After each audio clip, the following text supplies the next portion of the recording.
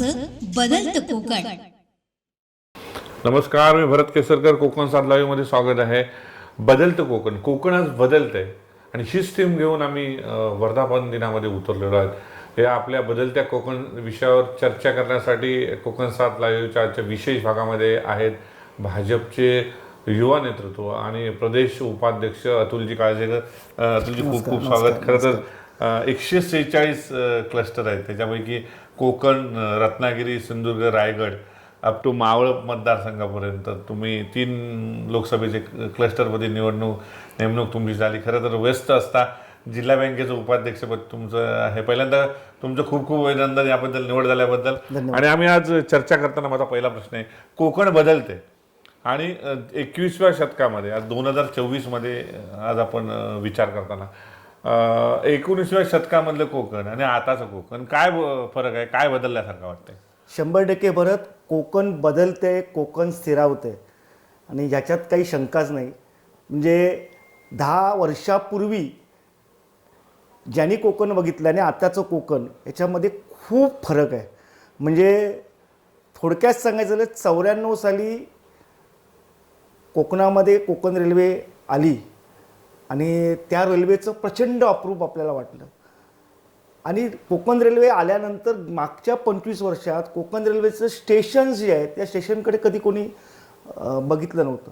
पण आत्ता तुम्ही कोकण रेल्वेची जी रवींद्र चव्हाण साहेबांच्या कल्पनेतनं जी स्टेशनचं आधुनिकीकरण करताय महाराष्ट्र शासनाने कोकण रेल्वेच्या माध्यमातून, त्याचा पैसे जे आहेत ते पैसे महाराष्ट्र शासन सार्वजनिक बांधकाम विभाग करते. प्रत्येक रेल्वे स्टेशन हे एअरपोर्टसारखं दिसणार आहे तुम्हाला. म्हणजे एअरपोर्टवर आल्यानंतरचं जे फील आहे ते फील दिसतं आणि त्याचं काम जोरात सगळ्या ठिकाणी झालं आहे. म्हणजे मला असं वाटतं की कणकवलीचं रेल्वे स्टेशन असेल, कुडाळचं रेल्वे स्टेशन असेल किंवा रत्नागिरीचं रेल्वे स्टेशन असेल, सावंतवाडी असेल, हे बघितल्यानंतर तुमच्या लक्षात येईल की रेल्वे स्टेशन म्हणजे नाही एका हायफाय विमानतळावर जर आलो नाही ना असं वाटेल. म्हणजे गणपतीच्या कालखंडामध्ये जे चाकरमानी गावी येतात, मी 2 वर्षापूर्वी किंवा मागच्या वर्षी जेव्हा आले तेव्हा ते अडखळले. म्हणजे त्यांना समजत नव्हतं की ओरसला आलो का आपण, कणकवलीचं हे कणकवलीच आहे ना की हे कुडाळच आहे ना. रस्ता महामार्गाचं ज्याप्रमाणे चौपदरीकरणाचं काम पूर्ण झालं आहे, लोकांना आपली गावं ओळखता येत नव्हती. मालवणला जायचं तर कसं जायचं हे समजत नव्हतं. अनेकांनी मला फोन केला, अरे चुकलं आहे रे मी, काय समजतच नाही काय. म्हणजे ही जी उत्स्फूर्त प्रतिक्रिया आहे ना, ही उत्स्फूर्त प्रतिक्रिया जी आहे ना, ते कोकण बदलतं आहे, कोकण स्थिरावतो आहे, याच्याकडे 100% जातं. मनी ऑर्डरचा जिल्हा, मनी ऑर्डरवर चालणारा हा जिल्हा, अशी ओळख असलेली ओळख ही आम्ही पुसून टाकलेली आहे. आत्ता इकडनं चांगल्या हॉस्पिटलमध्ये जाण्यासाठी, चांगली नोकरी करण्यासाठी लोक इकडनं पैसे पाठवायला सुरुवात झाली. म्हणजे माझं माणगावसारखं खोरं आहे सिंधुदुर्ग जिल्ह्यातलं, त्या माणगावसारख्या खोऱ्यामध्ये आज 550पेक्षा जास्त पोल्ट्री फार्म्स तयार झालेले आहेत. आणि आमच्या ह्या तरुणांनी त्या ठिकाणी हे सगळे पोल्ट्री फार्म केलेले आहेत. छोटा काजू उद्योग 2 लाख, 3 लाख, 4 लाख रुपयासनं तयार होणारा काजू उद्योग आहे ना, आपल्या जिल्ह्यामधली इकॉनॉमी सगळ्यात जास्त रोजगार निर्मिती कशातनं होत असेल, महिलांसाठी. जवळजवळ 30 ते 35 हजार महिला या काजू उद्योगावर जगत आहेत. म्हणजे हा जो चेंज आहे ना, या 10 वर्षातला चेंज आहे.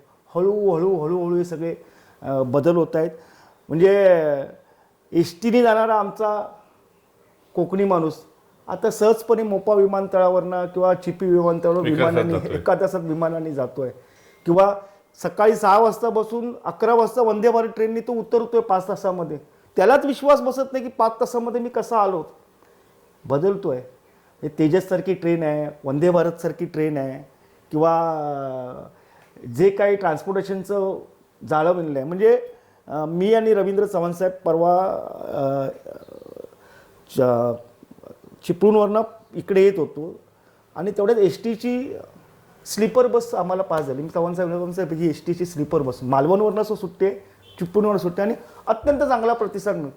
कोणी इमॅजिन केलं होतं का की एस टी महामंडळ सुद्धा एवढ्या बदल. एस टी महामंडळ लाल डबा असं त्या ज्या एस टी महामंडळाकडे बघितलं जातं, ते एस टी महामंडळ प्रॉफिटमध्ये आलं, चर्चेत आलं, लोकांच्या प्रवाशांची संख्या वाढली. नाहीतर विद्यार्थ्यांनी जाण्याचा फक्त एस टीचा वापर होतो. आज लोक सहजपणे एस टीने जातात. हे सगळं म्हणजे आठवा तुम्ही लॉकडाऊनमध्ये एस टी कर्मचाऱ्यांचा संप 1.5 वर्ष या कर्मचाऱ्यांकडे कोणी बघितलं नाही. आणि नवीन सरकारने 2 वर्षामध्ये एस टीला एक वेगळं ग्लोबल लुक दिलं. 5,000 इलेक्ट्रिक बस शिंदे साहेबांनी घ्यायचा निर्णय घेतलेला आहे. Electric bus 5,000 electric bus. Drastic change या सगळ्या विषयामध्ये कोकणामध्ये, आणि याचे सगळे फायदे जे आहेत ते कोकणाला मिळत आहेत. आणि तुम्ही जे कोकण बघताय ते सिंधुदुर्ग रत्नागिरी, मी कोकण बघतो ना ते मी कर्जतच्या कोठिंब्यापासून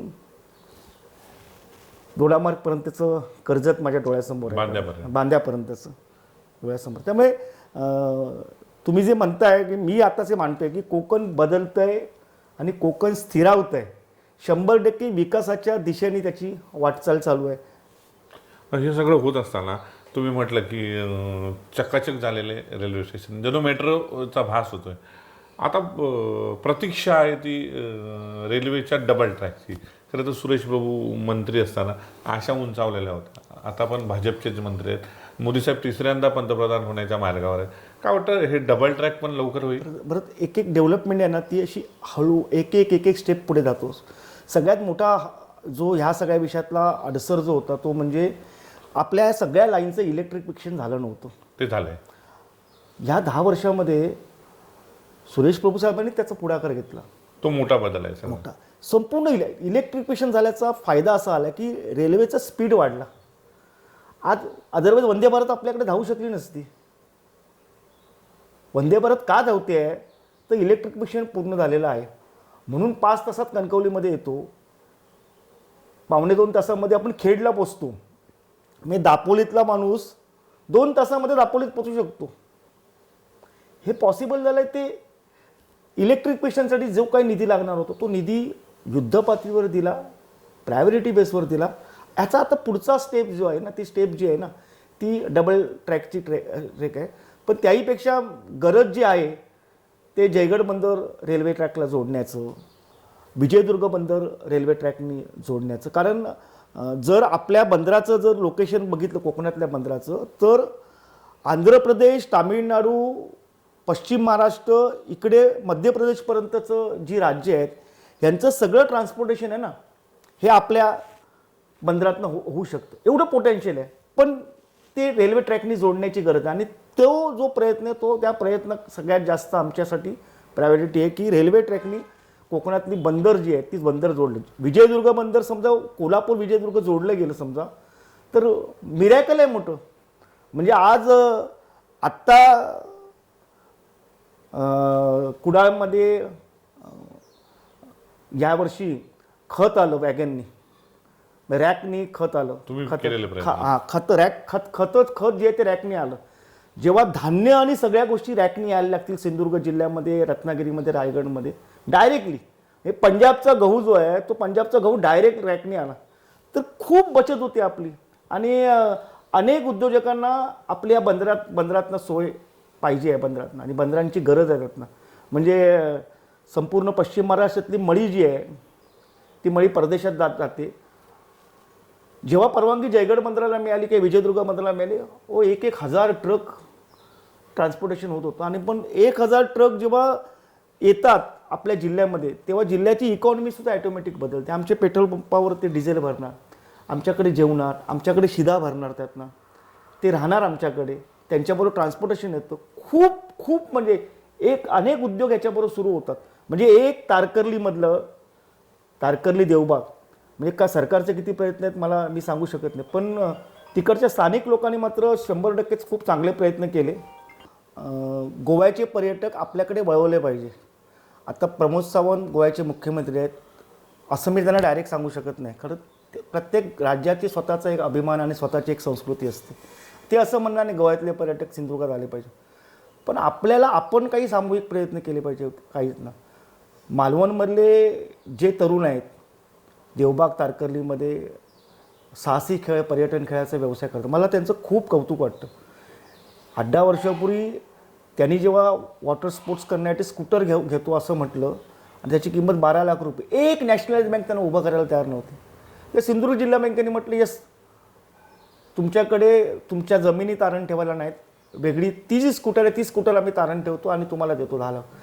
भरतजी, मी कॉन्फिडेंटली सांगतो, ज्या ज्या तरुणांनी आमच्याकडनं कर्ज घेतली सिंधुदुर्ग बँकेकडनं, त्यांनी 5 वर्षात नाही 1.5 ते 2 वर्षात त्या कर्जाची परतफेड केली. म्हणजे लोक मेहनत करत आहेत. आता ह्या सगळ्या मेहनती तरुणांना जेव्हा वॉटर स्पोर्ट्सवर लक्षात येतं की पावसाळा आपल्यासाठी स्लॅक जातो, पावसाळ्यामध्ये आपण बिझनेस करू शकत नाही, पावसाळ्यामध्ये आपल्याकडे पर्यटक नाहीत. आता ह्या सगळ्या लोकांनी तरुणांनी जिल्ह्यातली जी काही वॉटर बॉडीज आहेत, तलाव आहेत, ती तलाव शासनाकडनं भाड्याने मागितले. मला आधी समजत नव्हतं, माझ्याकडे अनेक तरुण आहेत की बाबा हा अमुक वाफोलीचा तलाव आम्हाला भाडेपट्टीवर हवा आहे साहसी खेळासाठी. म्हटलं काय आहे, कसं करणार. लक्षात असं आलं की शनिवार रविवार जवळजवळ 700-800 पर्यटक ते गोव्यातनं घेऊन येतात पॅकेजमधनं आणि त्या ठिकाणी ते पर्यटन करतायत, येत आहेत पर्यटक. किंवा आमचे नेते रवींद्र चव्हाण साहेब यांनी जो प्रयोग केला केसरीमध्ये, प्रयोग म्हणू शकत नाही, प्रॅक्टिकली पॉसिबल करून दाखवलं स्वतःचे पैसे वापरून. त्यांनी फिश एक्वेरियम केलं आहे आणि बर्ड ॲक्वेरियम हे केलं आहे, पक्ष्यांसाठीचं हे केलं आहे. काही हजारो पक्षी आणि हजारो मासे त्या ठिकाणी वेगवेगळ्या प्रजातीचे त्यांनी त्या ठिकाणी ठेवले आहेत. लोक बघायला येत आहेत, 100 रुपये तिकीट काढून लोक बघायला येत आहेत. असे प्रयोग आता आधी कोणी केले नव्हते. एक्सेल वर्ड आलं पाहिजे आपण म्हणत होतो, पण करणार कोण, आणणार कोण एक्सेल वर्ड. प्रत्यक्ष त्यांनी करून दाखवलं आणि खरोखर जाऊन बघा तुम्ही. म्हणजे मी जेव्हा बघितलं मला असं वाटत होतं की का असेल बोल छोटंसं काहीतरी, पण ते ॲक्वेरियम जेव्हा फिश ॲक्वेरियम बघितलं तेव्हा मला आश्चर्य धक्का बसला की काय त्यात जादू आहे त्यातनं. आणि शाळेच्या ट्रिप येत आहेत, आंबोलीला जाणारा पर्यटक त्या ठिकाणी येतो आहे. पर्यटनाचं सर्किट पूर्ण करण्यासाठी असे प्रयत्न होण्याची गरज आहे. रवींद्र चव्हाण साहेबांनी त्याचा इनिशिएटिव्ह घेतला. चांगली हॉटेल्स आपल्याकडे आली पाहिजे. चांगले हॉटेल्स येताना त्यांना त्रास वाटता कामा नाही ते हॉटेल्स करणं. म्हणजे सगळ्या परवानग्या सिंगल विंडो मिळाल्या पाहिजेत. आणि मला माहिती आहे की आत्ताचे आपले जिल्हाधिकारी जे आहेत ते ह्या सगळ्या विषयात त्यांना जिल्ह्याचा खूप चांगला अनुभव आहे तावडे साहेबांना, आणि ते ह्या सगळ्या विषयामध्ये नक्कीच प्रयत्न करतात. काही 5 स्टार हॉटेल्सच्या जागा आता पेंडिंग आहेत, त्यांनी घेतलेल्या जागा आहेत, त्या ठिकाणी हॉटेल्स झालेली नाहीत. तर त्या ठिकाणी आता आपण प्रयत्न करतो की त्या ठिकाणी कशी चांगली हॉटेल्स सुरू होतील. अतुलजी, महत्त्वाचा प्रश्न, काजू आणि कोकण ही कुठेतरी नाळ. कोकणात गेल्यानंतर काजू खाऊकच हवे का, काजू कोकणातला माणूस घेऊन येणार किंवा त्याला काजूचे घर तरी प्रेझेंट केले जातात. तुम्ही काजू या विषयावर अनेक वर्ष अभ्यास करत असता. काजू कशी इकॉनॉमी बदलू शकते कोकणाची, काय वाटतं? मी काजू खाताना लोकांना खूप आनंद वाटतो, टेस्ट येते, गोड वाटतो. पण जो काजू पिकवतो शेतकरी त्याच्या डोळ्यात मात्र आता सध्या पाणी आहे. त्यातनं अत्यंत प्रतिकूल परिस्थितीमध्ये काजू उत्पादन करणारा शेतकरी बागायतदार अडचणीत आलेला आहे त्यातनं. आणि 2-3 वर्ष ह्या सातत्याने त्याला ह्या अडचणीला रोग पुन्हा आता आलाय आणि आंब्यावर सुद्धा थ्रिप्स रोग आलाय. त्यामुळे आंब्याचे हे शेतकरी सुद्धा सगळे अडचणी झालेले आहेत. पण सिंधुदुर्ग रत्नागिरीची इकॉनॉमी जी आहे, विशेष करून मी सांगायचं झालं तर कोकणामध्ये 22 लाख मेट्रिक टन काजूचं उत्पादन होतं, काजू बोंडूचं उत्पादन होतं. आणि त्याच्या कम्पॅरेटिव्हली समजा आपण उलटा विचार केला, बोंडू आहे काजू 22 लाख मेट्रिक टन. म्हणजे देशातल्या एकूण काजू उत्पादनापैकी जवळजवळ 35 ते 40% उत्पादन हे आपल्या कोकणामध्ये, सिंधुदुर्ग रत्नागिरी, कोकणात स्वतः नाही. त्याच्यानंतरचा काजू जो आहे तो थोड्याफार प्रमाणात पालघरमधल्या जव्हार तालुक्यामध्ये, नाहीतर हे रत्नागिरी सिंधुदुर्ग ही हब आहेत काजूची मोठी. आणि आकडे सांगितलं तर तुम्हाला आश्चर्य वाटेल, दरवर्षीची किमान 500 ते 600 कोटी रुपयाची उलाढाल, आणि ही फक्त काजूमधनं होते. सिंधुदुर्ग रत्नागिरीची 500-600 कोटी रुपयाची उलाढाल होती. आता एवढे पैसे जर शेतकऱ्यांना सहज जात असतील तर ह्या बिझनेसकडे किती गांभीर्याने आपण बघण्याची गरज आहे. म्हणजे सुधीर भाऊ जेव्हा अर्थमंत्री होते तेव्हा त्यांच्याकडे मी मागणी केली होती. म्हणजे काजू उद्योगाला 100 वर्ष पूर्ण झाल्याबद्दल सुधीर भाऊ जिल्ह्यामध्ये आले होते आणि तेव्हा मागणी केली की वस्त्रोद्योगसाठी जसं धोरण इचलकरंजीने त्या सगळ्या सांगली परिसरासाठी केलं, असं काजू विषयासाठी धोरण शासनाने तयार करण्याची गरज आहे अशी समिती. मग त्यांनी नंतर दीपक केसरकरजींच्या अध्यक्षतेखाली समिती केली, मी त्या समितीमध्ये होतो, काही धोरणं निश्चित केली. 100 कोटी रुपये त्याची तरतूद त्याला त्यावेळेला केली गेली. आत्ता ती तरतूद खूप जास्त आहे. पण जेव्हा काजू शेतकरी तेव्हा अडचणीत आला होता तेव्हा मी अशी मागणी केली होती शासनाकडे. फक्त मी विरोधी पक्षात असल्यामुळे आमच्याकडे त्याचं दुर्लक्ष गेलं आणि खरोखर तेव्हा पैसे होते त्या हेडसाठी. गोव्यामध्ये जशा पद्धतीने म्हणजे आत्ताची अडचण काय शेतकऱ्यांची, इंटरनॅशनल मार्केटच्या रेटबरोबर आमचा शेतकरी कॉम्पीट करू शकत नाही. इंटरनॅशनल मार्केटमध्ये 70 रुपये ते 80 रुपये अगदी 90 रुपयापर्यंत काजू बी अवेलेबल आहे. टांझानियाचा काजू, आफ्रिकन काजू अवेलेबल, आफ्रिकन. आणि तो याचं मुबलक प्रमाणात उपलब्ध आहे, कारण तिथे त्याचं प्रोसेसिंगची युनिट्स फार कमी आहेत. त्यामुळे ते सगळं जे आहे ते भारत त्याच्यामध्ये सगळ्यात मोठा काजू बी आणणारा देश आहे. आणि त्यामुळे आपल्या देशातला काजू बीचा दर हा 100 ते 110 रुपये उतरला. प्रत्यक्ष जर बघितलं तर काजू उत्पादक शेतकरी आहे त्याला 1 किलो काजू बी तयार करण्यासाठी किमान 120 ते 125 अगदी 130 रुपयापर्यंतचा खर्च सगळा येतो. खरं आमच्या सगळ्या बागा आहेत ना डोंगरावर आहेत अशा उतरत्या ह्याच्यात, आणि 110 रुपये दर मिळाल्यामुळे त्याचं किलो मागे 20 ते 30 रुपयाचं नुकसान होतं. म्हणजे त्याला जर नो लॉस नो प्रॉफिटवर काजू विकायचा आला ना त्याला किमान 130-135 रुपये तरी दर मिळाला पाहिजे. तोही दर त्याला मिळत, खर्च पुन्हा 40 खर्चच भागत नाही आमचा काजू उत्पादक शेतकऱ्यांचा खर्चच भागत नाही.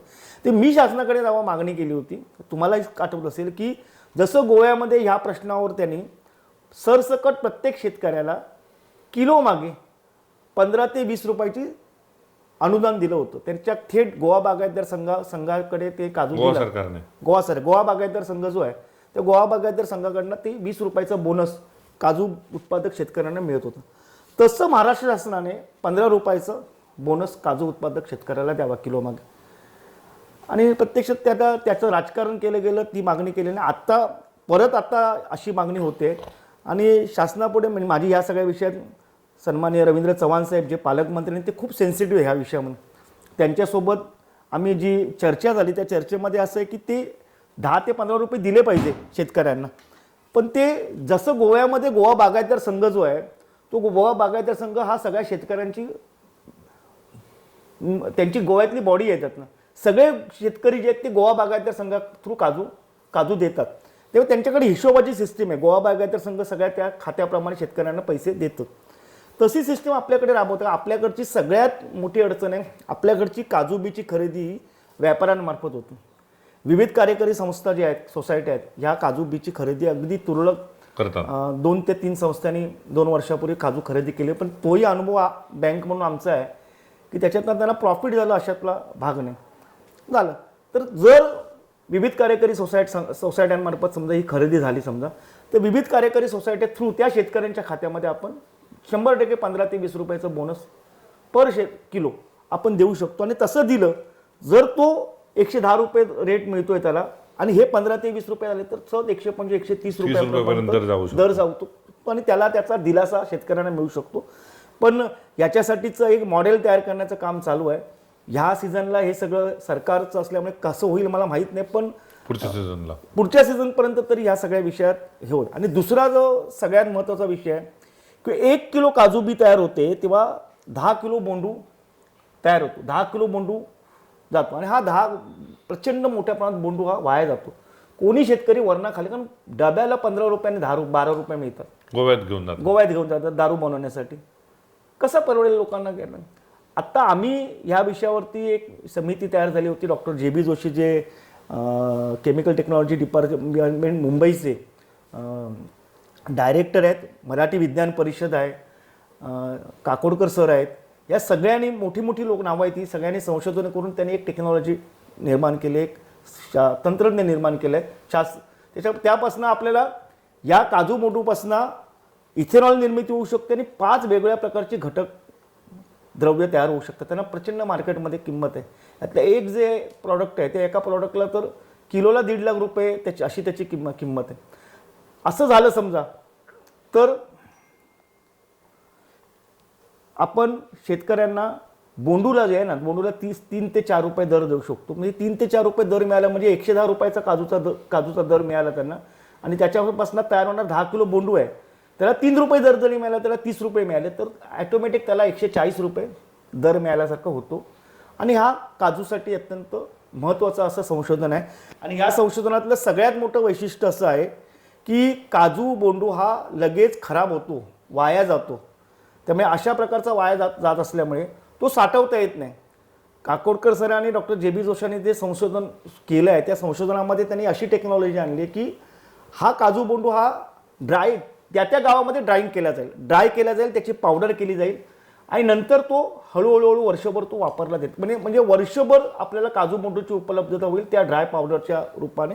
आणि अत्यंत एक्सलंट टेक्नॉलॉजी आणि त्यांचं संशोधन खरोखर त्यांना पुरस्कार द्यावा अशा प्रकारचं संशोधन आहे की कोकणातल्या शेतकऱ्यांचं राहणीमान बदलणारं असं सगळं संशोधन आहे. पण अगदी लास्ट स्टेजला आहे. शासनाने त्या विषयातला DPR बनवायला सांगितलं आहे. DPRच्या प्रोसेसमध्ये एखादी टेक्नॉलॉजी असते ती व्हेरीफाय करावी लागते 4 जणांकडनं, त्याचं लायसन्स घ्यावं लागतं. आणि ह्या सगळ्या प्रोसेसमध्ये ते आहे. आणि डॉक्टर हेडगेवार प्रकल्प जो आहे आणि माझी जी संस्था आहे, कोऑपरेटिव्ह संस्था आहे काजू विषयातली, आम्ही दोघांनी मिळून या सगळ्या विषयात काम करतो. आणि रवींद्र चव्हाण साहेब एक बारीक लक्ष देऊन या सगळ्या विषयामध्ये 100% मला खात्री आहे की या वर्षाच्या म्हणजे ह्या सीझनमध्ये या विषयातला DPR प्लॅन तयार होऊन शासनाकडे आम्ही तो सादर करू. आणि एक चांगला प्रोजेक्ट की ज्या प्रोजेक्टसाठी शासनाने तरतूद केली आहे, शासनाने त्या सगळ्या विषयांमध्ये फक्त टेक्नॉलॉजी जी असते, एखादा संशोधक किंवा एखादा शास्त्रज्ञ जेव्हा टेक्नॉलॉजी जेव्हा तयार करतो ती बिझनेस स्वरूपामध्ये आणण्यासाठी थोडी मेहनत घ्यावी लागते. आणि त्यात घाई करून चालत नाही, नाहीतर फसायला उतरत ना, नाहीतर तारतेल प्रकल्प होईल आपला. अतुलजी, तुम्ही अतिशय काजूवर परिपूर्ण माहिती दिली. बोंडू बाबत जर तुम्ही बोलत असाल, तुम्ही म्हटलं 22 लाख मेट्रिक टन म्हणजे आकडेच बघून चक्कर येते. काय सांगाल, पूर्वी अशी एक चर्चा चालू होती बोंडूला गोव्याच्या धर्तीवर, मग तो गोवाची बॉर्डर, सिंधुदुर्गाची बॉर्डर असेल, शिरोडा असेल किंवा मळेवाड असेल, या भागामध्ये एक वायनरी तयार करावे फॅक्टरी, असं दीपक केसरकरांनी त्यावेळी म्हटलं होतं. हा प्रकल्प पण सरकार तुमचं राबवू इच्छित नाही किंवा मनामध्ये इच्छा आहे? शासनाचं धोरण जे आहे ते आहे ना, ते वाईन तयार करण्याविषयामध्ये काजूचा उल्लेख नाही आहे. तो आता काजूचा उल्लेख नवीन धोरणामध्ये करण्यात आला. पण कुठलीही गोष्ट जर आपल्याला त्याच्यापासून बाय प्रोडक्ट बनवायची असेल तर ते विकलं कसं जाईल याच्यावर पहिली चर्चा होते. काजूची फेनी जी आहे किंवा वाईन आहे, तेवढी त्याला डिमांड जी आहे हे आहे ती नाही. ओव्हरऑल गोव्यातसुद्धा काजूपासून होणारे फेनी जी आहे ते पिणाऱ्यांचं प्रमाण खूप कमी येतात ना. आणि आत्ताची तरुण पिढी तर त्याच्याकडे त्याचा वास आणि या सगळ्याकडे जातच नाही. ते मला वाटत नाही की लॉंग टर्म हे सोल्युशन आहे. पण आत्ता आपल्या देशाची गरज इथेनॉलची आहे. इथेनॉल ही आपल्या देशाची गरज आहे. आणि साखरेपासून इथेनॉल करायला आता परत शासनाने त्याच्यावर निर्बंध घातले. कारण साखरेचं उत्पन्न घटेल म्हणून. कारण ब्राझीलमध्ये साखरेचं उत्पन्न घटलेलं आहे, त्यामुळे आपल्याकडचं घटता कामा नये, नाहीतर आपल्या रेटवर परिणाम होईल. त्यामुळे साखर इथेनॉलपासून थांबवलं जात नाही. त्यामुळे असं बायो टेक्नॉलॉजी म्हणजे जैविक इंधन तयार करण्याची गरज आहे. आणि ती ताकद आहे ना, तुम्ही जी फिगर मग सांगितली ना 22 लाख मेट्रिक टन, या 22 लाख मेट्रिक टनमध्ये ही जादू आहे.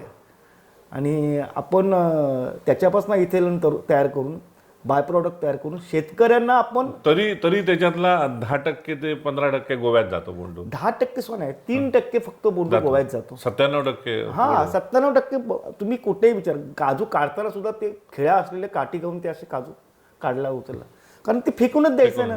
कशासाठी ते त्याची काळजी करायची. जर गावागावात आमची जी हे आहे, जसं दूध गोळा करणाऱ्या दूध संस्था आहेत गावागावातल्या, त्या गावातल्या दूध संस्था ही गावाची ताकद येतात ना. गावात तयार झालेलं दूध संध्याकाळी त्या डेअरीमध्ये येतं. तसं गावातला बोंडू गावातल्या ह्या संस्थेकडे येईल. गावातली संस्था त्याच दिवशी तो लगेच प्रोसेस करेल. मग तो खरा. आणि नुसतं बोंडू नाही, गावात तो जो ड्रायर त्या संस्थेला दिला जाईल, त्या ड्रायरमध्ये नुसतं बोंडू होणार नाही. गावात वाया जाणारा फणस, जो लाखो टन फणस वाया जातो, तो त्या ठिकाणी ड्राय केला जाईल. करवंद ड्राय केली जातील, जांभळं ड्राय केली जातील, रतांबा ड्राय केला जाईल. म्हणजे गावातलं, आपल्या जिल्ह्यातलं, आपल्या गावातलं वाया जाणारं प्रत्येक फळ जे आहे ना ते फळ प्रिझर्व करता येईल. आणि प्रत्येक गावाचा असा एक ड्रायर असेल, अशी योजना ती आहे की त्यामुळे आपल्या गावातलं कुठलंच फळ फुकट जाणार नाही. ते फळ जे आहे ते फळ ड्राय करून आपण वापरू शकतो. जसं काजू बोंडू ड्राय करून तो इथेनॉल निर्मितीसाठी आणि बाय प्रोडक्टसाठी आपण पाठवतोय, अशीच टेक्नॉलॉजी आपण बाकी फळांसाठी सुद्धा वापरू शकतो. मुद्दा असा येतोय की काजूवर तुम्ही म्हणतात, आपण बघितलं की कोकम सरबत, आवळा सरबत, करवंद सरबत, जांभूळ सरबत, ही सरबत हे काही लोक प्रोडक्ट म्हणून बाजारात आणतात. बोंडू सरबत अजून बाजारात आलेलं नाही आणि त्याला मागणी आहे. काय अपेक्षित आहे तुम्हाला? म्हणजे बोंडू सरबत बाजारात आलं आहे.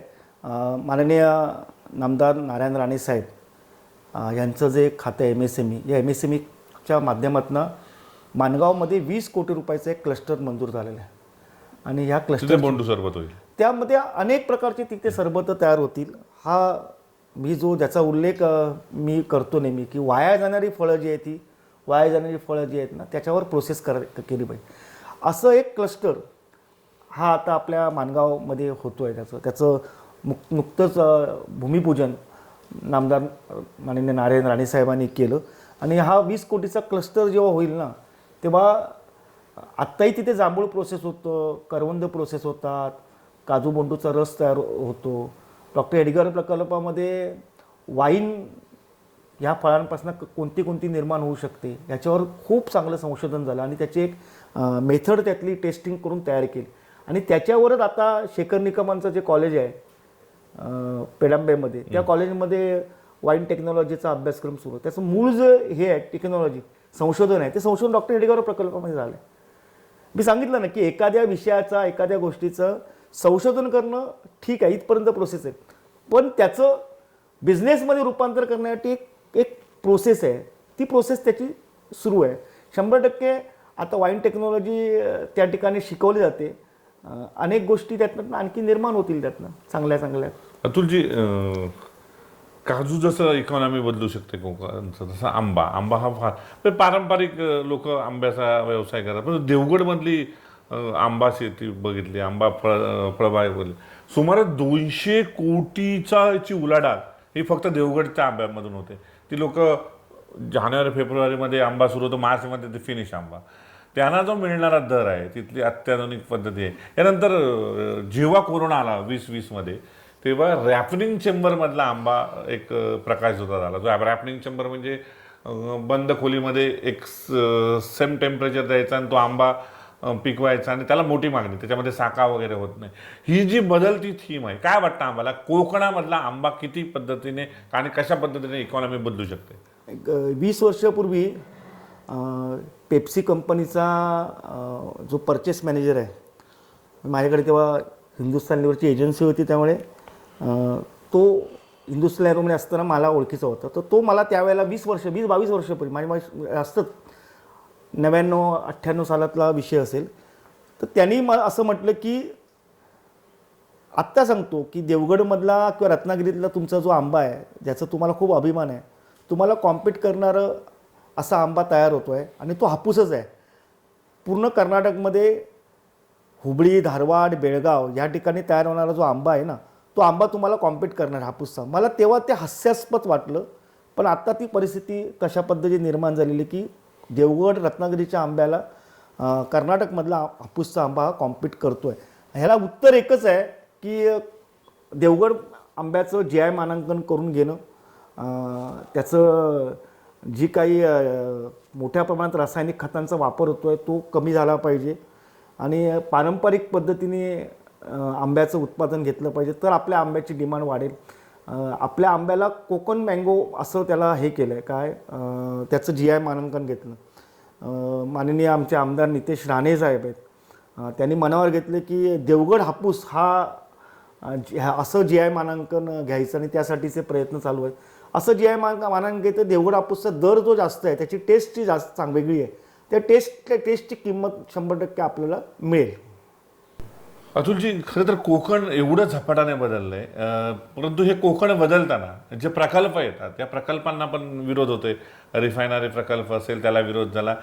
जो पर्यटनाची दिशा बदलणारा प्रकल्प होता, सीवर्ल्ड प्रकल्प, त्याला मालवणमध्ये विरोध झाला, मोठा धक्का बसला कोकणी लोकांना. आणि मग इकॉनॉमिकवर काही लोक चर्चा करतात, कोकणचा विकास झाला असं म्हणत नाही. काय वाटतं आपल्याला? लॉकडाऊन शाप की वरदान असं जर विचारलं तर लॉकडाऊन म्हणजे करोना कालखंडामध्ये जे 1.5 वर्षाचं लॉकडाऊन झालं 2020 मध्ये, 2020मध्ये, आणि त्यावेळात मला खरोखर काही गोष्टीमध्ये समाधान वाटलं मला. म्हणजे जसं मायग्रेशन कोकणातनं होतं, कोकणातनं तरुण मुलगा बाहेर जातो, सगळ्यात जास्त शिकणारी मुलं, 100% रिझल्ट देणारा जिल्हा किंवा कोकणकडे बघितलं जातं. पण ही हुशार मुलं, एवढी शिकलेली मुलं नंतर जातात कुठे? तर ती गोव्यात जातात, पुण्यात जातात, कोल्हापुरात जातात, मुंबईत जातात. मला त्या लॉकडाऊनच्या कालखंडामध्ये एक जे मला बदल जाणवला की त्या बदलाला आपण रिव्हर्स मायग्रेशन म्हणतो, की परत लोकांचं येण्याचा ओघ चालू झाला की कोकणाकडे जावे जात ना. तेव्हा मी अनेकांना त्या क्वारंटाईन सेंटरमध्ये अनेकांना भेटलो. काही IT मधले विद्यार्थी होते, काही शेफ होते चांगले चांगले, अगदी काही जण रिक्षा घेऊन आपली तिकडची रिक्षा घेऊन आले होते, वेगवेगळ्या ठिकाणी नोकरी करणारे असे अनेक लोक चाकरमानी कोकणामध्ये परत आले होते. आणि भात उत्पादनामध्ये आज सिंधुदुर्ग जिल्हा अव्वल आहे. पण तो कधीपासून अव्वल झाला सांगू? तो अव्वल झाला ना, तो लॉकडाऊनच्या पिरियडमध्ये अव्वल झाला. एकही कोपरा लोकांनी सोडला नाही भाताचा, की जे अनेक कोपरे आपल्याला मोकळे दिसत होते. प्रत्येक कोपरा त्या ठिकाणी शेती लोकांनी केली जात ना. अनेक प्रयोग, म्हणजे आम्ही हळदीचा प्रयोग केला आहे. त्या हळदीचं बियाणं वाटलं, मला बियाणं कमी पडलं, तुम्ही बघत होता. जवळजवळ मी 25 टन बियाणं ह्या सगळ्या म्हणजे ह्या सगळ्या लोकांना वाटलं त्या गावामध्ये. म्हणजे लोकांना परत येऊन कोकणामध्ये काहीतरी करावंसं. ज्या नोकरी गेले ते इथे झाले आणि त्यांनी शेती करायला सुरुवात केली. मग नवीन काही जणांनी चायनीजच्या गाड्या टाकल्या, काहींनी हॉटेल सुरू केली, वेगवेगळे बिझनेस सुरू. तुम्ही जर बारकाईनं बघितलं तर अनेक दुकानं नवीन सुरू झाली. आणि त्यात जो काम करणारा जो आहे ना, चालवणारा, तो मुंबई सोडून आलाय, मुंबई सोडून परत कोकणात आलाय. हे रिव्हर्स मायग्रेशन जोपर्यंत आपल्याकडे होत नाही, की कोकणातून गेलेल्या माणसाला परत कोकणात रिटायरमेंटला येऊ नका तुम्ही. रिटायर झाल्यानंतर 60व्या वर्षी आम्ही येतो इथे रिटायर करून, नंतर रिटायरमेंटला आम्ही कोकणात जगतो असं नको. तरुणांनी परत कोकणात येण्याची गरज आहे, जिद्दीने लढण्याची गरज आहे. कदाचित जेवढे पैसे तिकडे कमवत होतो तेवढे पैसे इथे मिळणार नाही जात, त्याला कमी पैसे मिळतील. म्हणजे तिथे त्याला 25,000 रुपये पगार असेल तर इथे त्याला 12,000 15,000 रुपये पगार, किंवा 12,000 15,000, पण त्या 12,000 15,000 रुपये तो सुखाने राहू शकतो. आपल्याकडच्या गरजा फार कमी आहेत ना. आणि हा बदल मला त्यावेळेला जाणवला.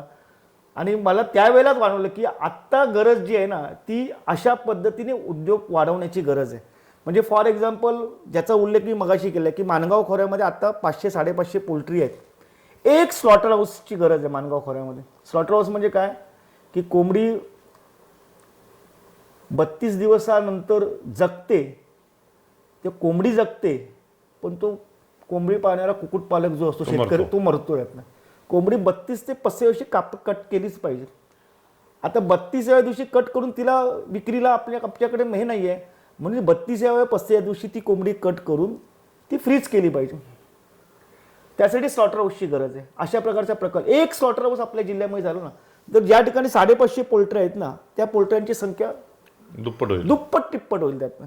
कारण हक्काचे गिरायक आहे, हक्काचा गिरायक असल्यामुळे 100% त्या पोल्ट्र्या चालतील त्यातनं. आणि तो हा जो सह्याद्रीचा पट्टा जो आहे तो ह्या उद्योगासाठी एकदम अनुकूल असा पट्टा आहे. काजू उद्योग जो आहे, हा काजू उद्योग भविष्यामध्ये खूप चांगल्यापणे डेव्हलप, पण मोठ्या कारखाना हा व्हायबल नाही असं माझं म्हणणं आहे. की आणि पूर्वी छोटे कारखाने लोक काढत नव्हते, पण माझा आता जो नवीन फॉर्म्युला जो आहे, त्या नवीन फॉर्म्युला छोट्या कमीत कमी भांडवलामध्ये तुम्ही काजू कारखाना काढू शकता. कारण वर्षाचे 12 महिने आता काजू बी उपलब्ध आहे. म्हणजे जे भांडवल लागायचं वर्षभर वापरण्यासाठी खूप भांडवल, ते मोठ्या भांडवलाची गरज नाही. कमी भांडवलामध्ये तुम्ही करू शकता, काजू उद्योग करू शकता. काजूवरून मी येतोय. राजापूर जो असेल भाग मोठ्या प्रमाणात, किंवा खारेपाटण, इथे ओला काजूगर, तो आता ओला काजूगर सावंतवाडी असेल, मालवण असेल, कट्टा असेल, वेंगुर्ला असेल, इथून पण मोठ्या प्रमाणात ओला काजू, आणि त्याला डिमांड दर जास्त आहे, 300 रुपये शेकडा. हे परवडेबल आहे? हो, नक्की परवडेबल आहे. पण ह्या सगळ्या गोष्टीसाठी मार्केटिंग चेन निर्माण होण्याची गरज आहे. आणि अशी मार्केटिंग चेन जोपर्यंत निर्माण होत नाही तोपर्यंत आत्ता ओला काजूगर मुंबईत नेला आणि एखाद्याकडे ओला काजूगर आहे असं म्हटलं तर हातोहात काजूगर तो घेऊन संपतो जातात. संपतो. लोक दर सुद्धा विचारत नाही. 500 रुपयाचं एवढंसं पापलेट घेतात हो. तर 500 रुपयाची ते तर 300 रुपये शेकडा सहज शक्य. 500 रुपये शेकड्याचं लोक घेणार नाही. पापलेट घेतात ना, तेव्हा किंमत बघतात का? नाही बघत. तू नाही बघत, तू घेतो पापलेट. चला खायचं आहे पापलेट मला. बोंबलाचा वाटा 300 रुपयाच्या खाली नाही आहे. कोळंबीचा वाटा सुद्धा 300 रुपयेचा आहे. त्यामुळे घे एवढ्याचा दर असेल तर ओल्या काजूचा वाटा 100 काजूचा तो कोणी सहजपणे घेणार. गरज आहे मार्केटिंगची. आणि गुरुनाथ कुलकर्णी असतील स्वर्गीय किंवा अशा ज्या लोकांनी मालवणी जत्रोत्सव जे सुरू केले त्यावेळेला, मुंबईमध्ये ती मालवणी जत्रोत्सवची थीमच ती होती की इकडची प्रॉडक्ट जी आहेत ती प्रॉडक्ट तिकडे घेऊन जाऊ. दुर्दैवाने काय झालं, आता मुंबईतलेच लोक आता इकडनं घेऊन मार्केटिंग तिथे करतायत. आमची लोक जात नाहीत त्या मी मालवणी जत्रोत्सव जेव्हा जातो ना तेव्हा मला आश्चर्य वाटतं की आपलेच लोक असतात. आपली लोक इकडची स्थानिक लोक जी दिसली पाहिजे ना. म्हणजे पहिल्या मालवणी जत्रोत्सवला संजय करपे तिथे होते, मी होतो, रंजन चिके होता, म्हणजे मी नावं सांगू शकतो, राजू पटेल होता त्या ठिकाणी. म्हणजे ही सगळी त्यावेळची तरुण कोकणातली मंडळी होती. मी आता विलास सावंत होता पहिल्या मालवणी जत्रोत्सवाला. म्हणजे बांबू हॉटेल जे आहे ह्याचं वेंगुर्ल्याचं बांबू हॉटेल होत होतं. गजालीवाला आमचा हा होता, आता गजाली एवढं फेमस. हे सगळे त्या मालवणी शिरसाट त्या मालवणी जत्रोत्सवातले फाईंड आहे. अतुल काळसेब सगळेजण त्या मालवणी जत्रोत्सवाला आम्ही गेलो होतो. मच्छिंद्र कांबळे आणि गुरुनाथ कुलकर्णी या मंडळींनी गुरुजींनी सुरू केलेला तो होता. रांगोळीकार आपले पटकन नाव माझ्या हे झालं. अशा सगळे होते. पण गेले लोक ना तिथे जत्रोत्सवाला, रोजगार मिळाला मोठ्या प्रमाणात. मार्केट ज्या ठिकाणी आहे ना त्या ठिकाणी 100% माणूस सर्वाइव्ह होतो. पण आत्ताही काय, ह्या मालवणी जत्रोत्सवाच्या निमित्ताने खूप मोठ्या प्रमाणात मार्केट्स होऊ शकतात. मुंबईत आता ऑनलाईन तुम्ही तुमच्या गोष्टी विकू शकता. त्यामुळे आता जग एवढं जवळ आलं आहे. त्यामुळे आता मला 100% रिव्हर्स मायग्रेशन 100% होणार. म्हणजे IT वाले सुद्धा इथे शांतपणे एखादा घर ज्या ठिकाणी वायफाय चांगला आहे त्या ठिकाणी वर्क फ्रॉम होम करणार आहेत ना. आता एक 2-3 प्रश्न मार्केटच्या बाबतीत तुम्ही विचार केला ना तर रणजित देसाई जिल्हा परिषद उपाध्यक्ष असताना तर कुडाळमध्ये गावठी आठवडा बाजार सुरू झाला होता. यानंतर कणकवली झाला, सावंतवाडी, सगळीकडे कुडाळचा गावठी आठवडे बाजार दर रविवारी चालतो.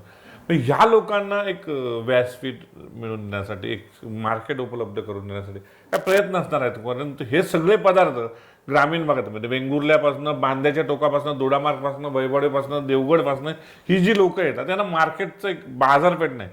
कुडाळ सगळ्यात मोठा तालुका आहे. याला जर कुठेतरी मध्यवर्गीय ठिकाणी तुम्ही गावठी बाजारपेठ मार्केट तयार केलं तर हे सगळे पदार्थ किंवा सगळ्या वस्तू विकल्या जाऊ शकतात. काय तुमचे प्रयत्न असणार आहेत हे सगळ्या करण्यासाठी? मी तर प्रयत्न करीनच, पण स्थानिक स्वराज्य संस्था ज्या आहेत ना त्यांनी या सगळ्या विषयात पुढाकार घेतला पाहिजे. भरत, तू वेंगुर्ला बाजारात कधी गेला असं माहीत नाही का? 100% गेला असशील ना त्यातनं. ते वेंगुर्ला बाजारात सकाळी 7-7:30ला गेल्यानंतर एक सगळ्यात जास्त जर असेल ना तर गावागावातनं आलेली छोटे छोटे ज्या महिला आहेत त्यांच्या, म्हणजे अगदी आंब्याच्या सीझन म्हणजे आंबे असतील, चोकणारे आपले छोटे ट्रायवळ आंबे, बिटके आंबे असतील, मुटियाल असेल, कोकम असेल, छोट्या छोट्या गोष्टी घेऊन ते विकतात आणि येतात मार्केटमध्ये. तसंच स्थानिक स्वराज्य संस्थेने जसं रणजित देसाईसारखा एक त्याला विजन असलेला कार्यकर्ता आहे, त्यांनी उपाध्यक्ष असताना त्यांनी तशा प्रकारचा आठवड्या बाजाराचा प्रयोग सगळ्या ठिकाणी केला. लॉकडाऊनमध्ये तो ब्रेक झाला, म्हणजे कणकवलीमध्ये सुद्धा आठवडा बाजार होत होता, जागासुद्धा उपलब्ध होती. परत आत्ता या स्थानिक संस्था म्हणजे कणकवली नगराचे समीर नलावडे असतील, राजन गिरप असेल, या ठिकाणी संजू परब असेल, अशा सणांनी सगळ्यांनी असे थोडा अंगावर घेऊन त्यातनं केलं पाहिजे. हा काय सगळ्याच गोष्टी सरकारने करायच्या, त्याला व्यासपीठ मिळवून देण्यासाठी प्रयत्न झाले पाहिजे. तो सावंतवाडीत पण होऊ शकतो. जे आता मार्केट बांधतायत त्याच्यामध्ये पण जागा उपलब्ध झाली पाहिजे स्थानिक व्यापाऱ्यांना. अतुलजी, तो मुद्दा एक येतो, त्या मुद्द्यावर आताच आठवड्या बाजारातून मी आलो तर मला त्याच्यामध्ये दिसलं कुऱ्याची भाजी एक महिला 2 डबे भरून विकत होती आणि एक माणूस चांगला VIP माणूस त्याने ती 20-20 रुपयाची खोले असतात ना, खोले त्याला आपण खोला म्हणतो, पाण्यावर तो बांधून घेऊन गेलेला होता आणि तो म्हणतो मी दररोज येतो आणि 20-20. आता त्याला म्हणजे जे जे होममेड पदार्थ आपण घरामध्ये आपल्या स्त्रिया बनवू शकत नाहीत ते आता बाजारात मिळायला लागलेत. शेवटच्या 1-2 प्रश्नाकडे येतो. अतुल जी आकडेवारीच्या बाबतीत काय सांगाल तुम्ही? प्रत्यक्षात विकास जो झालाय, कोकण जो बदललाय त्याची आकडेवारी आहे ज्या संदर्भात काय सांगाल? गेल्या 10 वर्षात निधी आलाय तो देशभरामध्ये हजारो योजना पोचल्या आणि त्याचे हजारो लाभार्थी, लाखो लाभार्थी, काही कोट्यांमध्ये लाभार्थी झाले. पण माझ्या सिंधुदुर्ग जिल्ह्यामध्ये ह्यातलं काय काय मिळालं तर मला त्या फिगर सांगायला 100% नेहमीच आवडेल की विचार करण्यासारखे फिगर्स आहेत की आपण किती पद्धतीने आपण केलं. म्हणजे मागच्या 10 वर्षामध्ये अनेक विषय आले आपल्या जिल्ह्यामध्ये, अनेक योजना आल्या. मुद्रासारखी योजना आहे, त्याची देशभर चर्चा होते. आपल्या जिल्ह्यामध्ये किती कोटी रुपयाचं वाटप झालं? आपल्या जिल्ह्यामध्ये 12,406 जणांना 138.33 कोटी रुपयाचं वाटप आपल्या सिंधुदुर्ग जिल्ह्यामध्ये झालं. आता ज्या उज्ज्वला गॅसचा उल्लेख केला, उज्ज्वला गॅस 1 आणि 2, मी 2 आणि 3ची फिगर सांगत नाही. जिल्ह्यातल्या 58,000 महिलांना उज्ज्वला गॅसचं मोफत कनेक्शन मिळालं. की ज्या शेतकरी सन्मान निधीचा उल्लेख होतो की शेतकरी सन्मान निधी शेतकऱ्यांच्या खात्यामध्ये वर्षाला 6,000 रुपये येते आणि आता 2-3 दिवसामध्ये महाराष्ट्र राज्याचं नमो सन्मान निधीसुद्धा आणखी 6,000 रुपये, 12,000 मिळणार. पण ते 12,000चं 6,000 जाऊन दे, हे 6,000 रुपये जे आतापर्यंत किती शेतकऱ्यांना मिळाले तर 1,60,026 शेतकऱ्यांना आतापर्यंत 282.62 कोटी रुपये त्यांच्या खात्यामध्ये जमा झाले. ज्या प्रधानमंत्री मातृवंदना योजनेचा आपण उल्लेख करतो की गरोदर महिलेच्या खात्यामध्ये 6,000 रुपये तिच्या खात्यामध्ये जमा होतात. आपल्या जिल्ह्यामध्ये 22,369 गरोदर महिलांच्या खात्यामध्ये 6,000 रुपये जमा झालेले. प्रधानमंत्री आवास योजना आहे, त्या प्रधानमंत्री आवास योजनेमध्ये 19,162 जणांना प्रधानमंत्री आवास योजनेतलं घर मिळालं. आयुष्यमान भारत योजना आहे की गोल्ड कार्ड मिळतं, मोफत आरोग्य विमा लोकांना मिळतो. आपल्या जिल्ह्यामध्ये आतापर्यंत आयुष्यमान भारत 1,90,435 महिलांना या योजनेचा लाभ मिळाला, ते कार्ड त्याचं मिळालं. गेले 3 वर्ष सरकार गरिबांना मोफत धान्य देतं आहे. करोना काळापासून मोफत धान्य देत आहे. यातनं आत्तापर्यंत आपल्या जिल्ह्यामध्ये 6,54,213 लोकांना 55,076 टन तांदूळ आणि 23,724 टन गव्हाचं वाटप झालेलं आहे. मोठी फिगर आहे. म्हणजे हे डायरेक्ट लोकांपर्यंत गेलं आहे. लोकांच्या गेल्यामध्ये आपली फळपीक योजना आहे, त्या फळपीक योजनेमध्ये जवळजवळ 89,122 लोकांना त्याचा लाभ मिळाला. फळपीक योजनेचा लाभ मिळालेला आहे. जवळजवळ आपल्या सगळ्यांना माहिती आहे की जलजीवन मिशन जे आहे की घराघरात नळाने पाणी पोहोचवण्याचं आणि आपल्या सगळ्या प्रत्येक गावामध्ये ह्या योजनेच्या अंतर्गत लाभार्थी तयार होत आहेत. नळाने कनेक्शन तयार होतात. 429 कोटी रुपये ह्या आतापर्यंत या योजनेसाठी खर्च झाले, ज्याचा उल्लेख मी नेहमी करतो. प्रधानमंत्री मत्स्य संपदा योजना की आतापर्यंत कधीच या योजनेचा लाभ, म्हणजे जी नीलक्रांती योजना होती, ह्या योजनेचा लाभसुद्धा आपल्याकडच्या आपल्या मच्छीमारांना मिळाला नव्हता. आत्ता गेल्या वर्षीची जी मार्चपर्यंतची फिगर आहे 121 लोकांना 22 कोटी रुपयाचा निधी वितरित करण्यात आला. मी अशा फिगर्स आहेत. मी आणखी फिगर्स तुम्हाला खूप सांगू शकतो. मोफत गणवेश वाटप आहे जिल्ह्यामध्ये. मोफत एसटीचा प्रवास महिलांना केल्यामुळे त्याला झालेली वृद्धी आहे. त्यातनं आमच्याकडचं विमानतळ असेल, हायवे असेल, घाट रस्त्याला जोडणारे जे सगळे मार्ग आहेत ते मार्ग आम्ही सगळे व्यवस्थित करून घेतले. त्याचं चौपदरीकरण चालू आहे. समृद्धी मार्गाचा दुसरा बायपास तो आमच्या बांद्यापर्यंत येतो आहे, पात्रादेवीपर्यंत नवीन मार्ग येतो आहे. म्हणजे आपल्या जिल्ह्याचा दिशा, आपल्या जिल्ह्याचे बदलणारा असा ही 10 वर्ष आहेत. आणि या 10 वर्षाचा 100% केंद्रातलं जे मोदी सरकार आहे त्या मोदी सरकारमुळेच हा सगळा फायदा आपल्या जिल्ह्यातल्या जनतेला झालेला आहे. भविष्यामध्ये मी याचा रिव्हर्स मायग्रेशनचा उल्लेख करतो की जो माझ्यासाठी सुवर्ण क्षण असेल की जेव्हा मुंबईत, पुण्यात, गोव्यात असणारे जे आपले तरुण जे आहेत त्यांना वाटेल की यस, माझ्यासाठी करिअर हे कोकण आहे, त्यावेळेला कोकणाचा विकास झाला असं आपल्याला म्हणावं लागेल. धन्यवाद. एकच प्रश्न घेऊन येतोय जो महत्त्वाचा असेल. तुम्ही म्हटलं महामार्गाचा आपला हे राहिला आहे.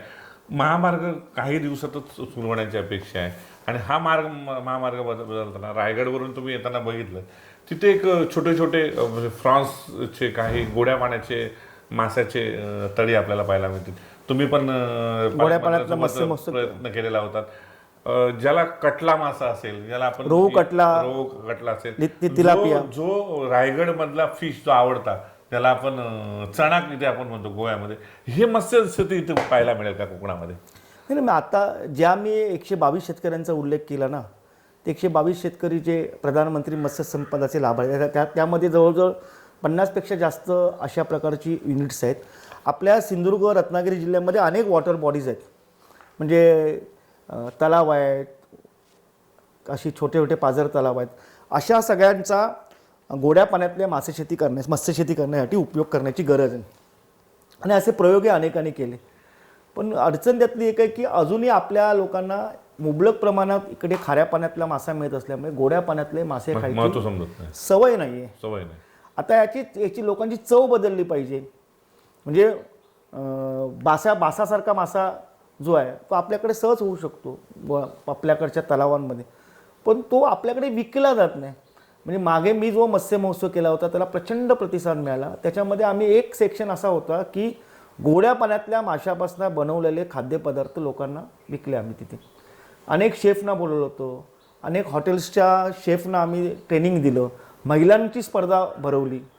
जोपर्यंत लोकांच्या सवयी बदलत नाही, त्यांची चव बदलत नाही, नाही तर बासा म्हणजे शिळा मासा वाटतो ना, म्हणून बाशा माशाचं नाव आम्ही बदललं, चिली फिश असं त्याचं नाव ठेवलं जातं.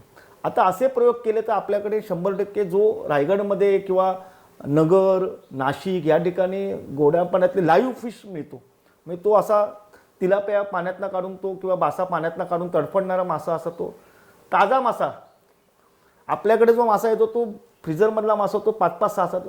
लोकांच्या चवी बदलल्या पाहिजे, लोकांची सवय बदलली पाहिजे आणि जेव्हा बदलेल तेव्हा ह्या ठिकाणी होईल. मला नगर जिल्ह्यातलं तुम्हाला उदाहरण देतो. नगर जिल्ह्यामध्ये तिकडच्या जे मत्स्य शेतकरी आहेत त्यांनी बासा मासा हा लोकांना प्रत्येक हॉटेलला फ्री दिला. सांगितलं की जसं तुम्ही त्या बासा मासा तुम्ही त्याची चिली करून फ्रीमध्ये तुम्ही चकणा म्हणून तिथे द्या.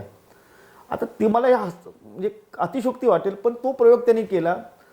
आज त्यांच्याकडे 400 ते 500पेक्षा छोटी छोटी जसे कोंबडीचं दुकान आहे तशी तिथे गोड्या माशाची स्टॉल्स आहेत. तिथे लोक येऊन घेतात, लाईव्ह फिश घेतात, असं माशाचं काढून मासा काढून. तुम्ही बघा मुद्दाम नाशिकमध्ये फिरताना, सोलापूरमध्ये फिरताना, नगरमध्ये फिरताना तुम्हाला हा बदल जो आहे ना लोकांना आपल्याला बदलावं लागतो.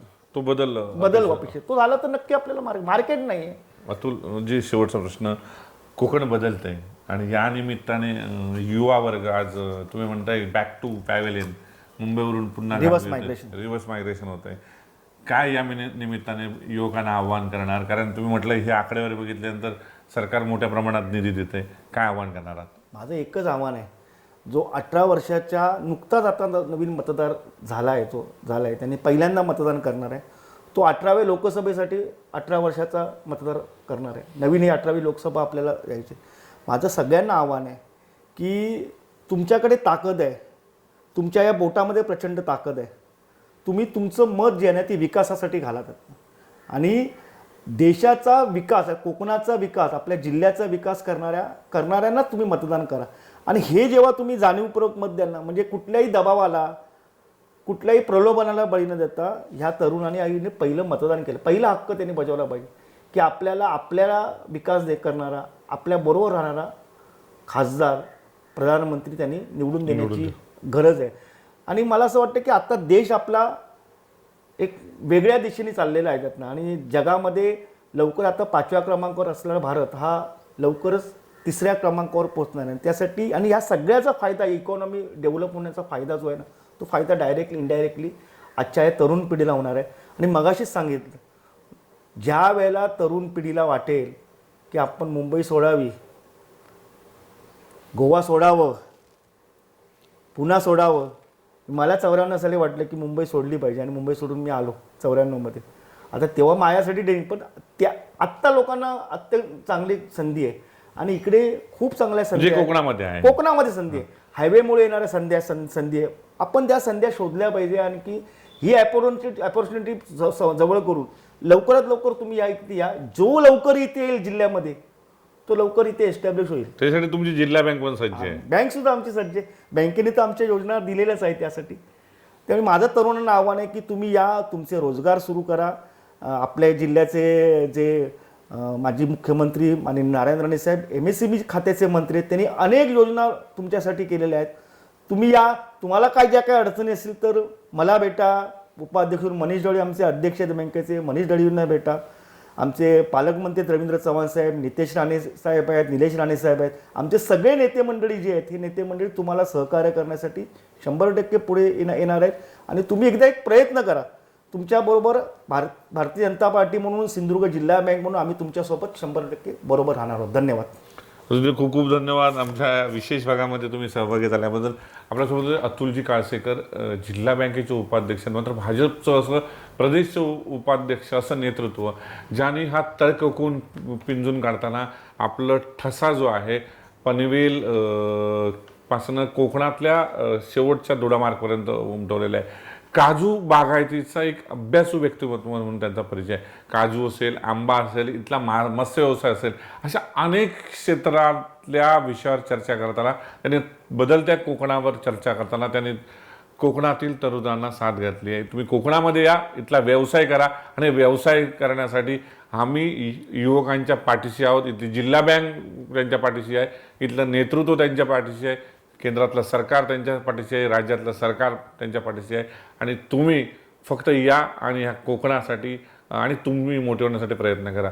मी इथेच थांबतोय. तुम्ही बघत राहा कोकणचं नंबर 1 महाचॅनल कोकण लाईव्ह. धन्यवाद.